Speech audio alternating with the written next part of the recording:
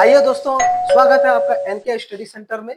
तो आज हम लोग करने वाले हैं साइंस के मोस्ट इम्पोर्टेंट वो सब क्वेश्चन जो लगातार एग्जाम में, बोर्ड एग्जाम में आ रहा है।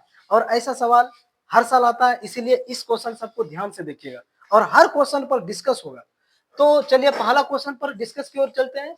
तो पहला क्वेश्चन है, निम्न में से किस माध्यम का अपवर्तनांक अधिकतम है?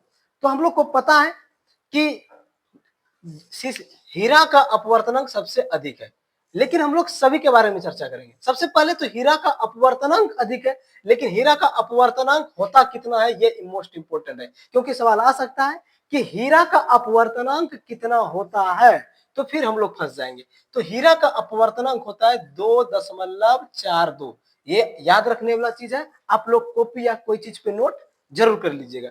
तो उसके बाद आता है हवा का अपवर्तनांक क्या होता है। तो हवा का अपवर्तनांक भी हम लोग जानेंगे। हवा का अपवर्तनांक होता है 1.0003, ये होता है हवा का अपवर्तनांक। और जल का अपवर्तनांक क्या होता है? जल का अपवर्तनांक होता है कि 1.33, ये होता है जल का अपवर्तनांक। और सीसा का अपवर्तनांक क्या होता है? सीसा का अपवर्तनांक होता है 1.5। अगर इसको हम सही ढंग से देखें तो सबसे अधिक हीरा का अपवर्तनांक होता है 2.42, उसके बाद सीसा का 1.5, उसके बाद जल का 1.33, हवा का अपवर्तनांक ये तीनों से क्या होता है? कम होता है, क्योंकि ये 1.003 है, ये 1.33 है। तो ये हवा से जल का अपवर्तनांक क्या होता है? अधिक होता है। तो चलिए इस क्वेश्चन से हम लोग बहुत सारा क्वेश्चन को डिस्कस कर लिए। अब देखिए दूसरा नंबर सवाल क्या कर रहा है। दूसरा नंबर सवाल है कि प्रिज्म द्वारा प्रकाश की कौन सी परिघटना होती है? तो हम लोग जानते हैं कि प्रिज्म द्वारा प्रकाश का वर्ण विक्षेपण होता है। प्रकाश का क्या होता है? वर्ण विक्षेपण। और हम लोग जानते हैं कि वर्ण विक्षेपण में क्या होता है कि श्वेत प्रकाश एक प्रिज्म से होकर गुजरता है। ये प्रिज्म इस तरह से रहता है, इससे श्वेत प्रकाश को गुजारते हैं और वो कलर 7 रंगों में विभक्त हो जाता है, जिसको हम लोग याद रखने का विविग्नोर ट्रिक से याद रखते हैं। तो चलिए अब हम लोग तीसरा नंबर सवाल पे आते हैं। तीसरा नंबर सवाल कहता है कि जरा दूरदृष्टि दोष को किस लेंस से दूर किया जाता है? तो जरा दूरदृष्टि दोष मतलब वह दोष जिसमें हम लोग को ना ही ज्यादा नजदीक का दिखाई देता है और ना ही ज्यादा दूर की वस्तु दिखाई देता है। तो इस दोष को दूर करने के लिए दो प्रकार का लेंस लगता है, उत्तल और अवतल दोनों ही का यूज होता है। लेकिन उसको हम लोग बोलते क्या है? इसको बोलते हैं कि बायोफोकस लेंस, जिसको हिंदी में बोलते हैं द्विफोकसीय लेंस। याद रहेगा कि द्विफोकसीय लेंस, बायफोकल लेंस। चलिए तो हम लोग यहाँ से कुछ और डिस्कस कर लेते हैं। अब निकट दृष्टि दोष को दूर करने के लिए कौन सा लेंस का उपयोग होता है? तो निकट दृष्टि दोष। तो इसका ट्रिक भी है याद कर रखने के लिए। तो क्या बोलेंगे? जैसे अनिल, अनिल से आप इसको याद रख सकते हैं। अनिल मतलब ओ से अवतल, ओ से अवतल लेंस, अवतल लेंस। और नील, नी मतलब निकट, अवतल और निकट, अवतल और निकट। यानी अवतल लेंस किस दोष को दूर करता है?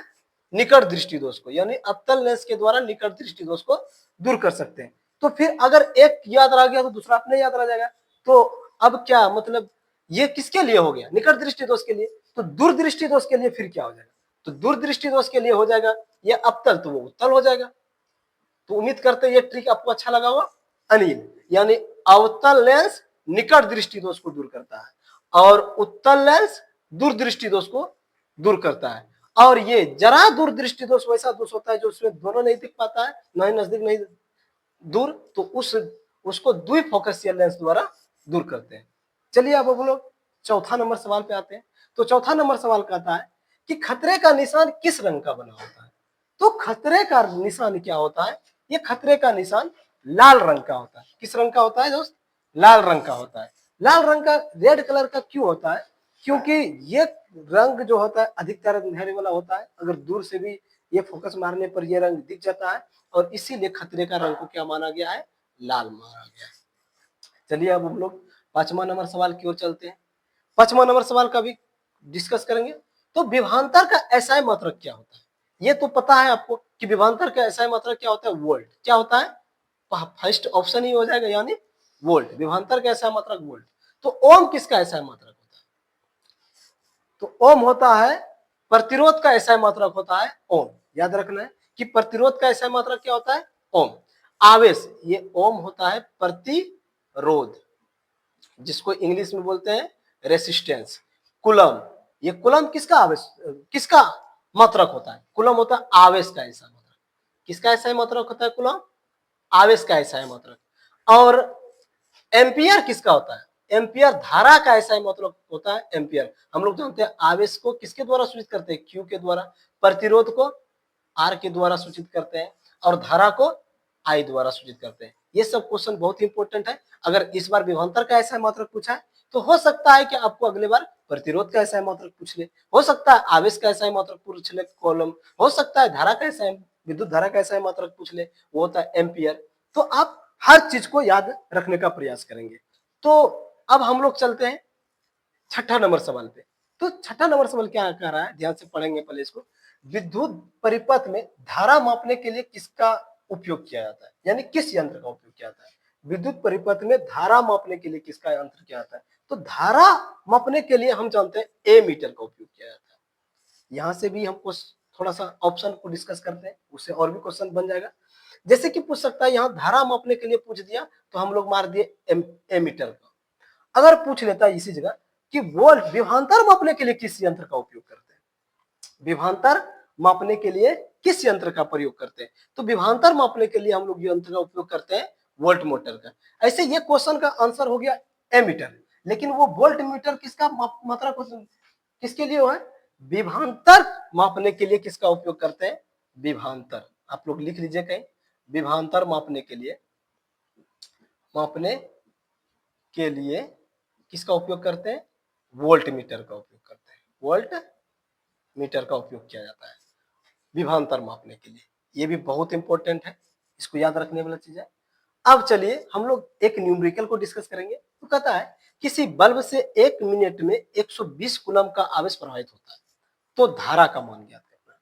तो हम लोग जानते हैं सबसे पहले Q बराबर होता है IT, यानी धारा और समय के गुणनफल को भी क्या बोलते हैं? आवेश बोलते हैं। लेकिन यहाँ पर हमको निकालने बोला है, क्या बोला है कि धारा निकालना है। क्या निकालना है कि उस तार से कितना धारा प्रवाहित, उस बल्ब में कितना धारा प्रवाहित हो रहा है। तो धारा मतलब आई ज्ञात करना है। आई बराबर फॉर्मूला होता है Q बटा, ये T इधर चल जाएगा, Q बटा T। सबसे पहले हमको कुलम दिया हुआ है, यानी आवेश दिया हुआ है। ये किसका एसआई मात्रक है? आवेश का। तो आवेश का मान कितना दिया है? 120 कुलम आवेश दिया है। कितना दिया हुआ है? 120। तो 120 बटा 1 मिनट, तो मिनट को मिनट में नहीं रहना, सबसे पहले उसको सेकंड में चेंज कर लेना है। तो हम जानते हैं 1 मिनट बराबर कितना सेकंड होता है? 1 मिनट बराबर सबको पता है कि 60 सेकंड होता है। कितना सेकंड होता है? 60 सेकंड। यानी अगर आई बराबर होता है तो टी का मान कितना रखेंगे? 60। और 60 से जब 120 को कटाएंगे तो कितना बार में तो कट जाएगा? 2 बार में, यानी 2 एम्पियर। यानी इस क्वेश्चन का आंसर क्या हो जाएगा? 2 एम्पियर।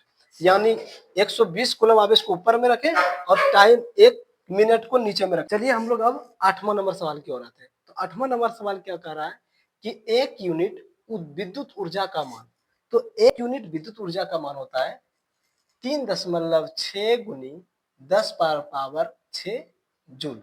यानी 1 यूनिट विद्युत ऊर्जा का मान क्या होता है? 3.6 गुनी 10 पावर 6 जूल। तो यानी 8 नंबर का ऑप्शन क्या हो जाएगा? 4 नंबर। और 9 नंबर सवाल पर आते हैं। तो 9 नंबर, लघु पथन के समय परिपथ में विद्युत धारा का मान हो जाता है, क्या हो जाता है? बहुत कम हो जाता है, बहुत अधिक हो जाता है, शून्य हो जाता है, इनमें से कोई नहीं। लघु पथन का अर्थ होता है कि किसी कारण अगर तार क्या होता है एक दूसरे से सट जाता है, तो उस समय धारा का मान क्या हो जाता है? बहुत अधिक हो जाता है, हाई हो जाता है। यानी क्या हो जाएगा इस क्वेश्चन का आंसर?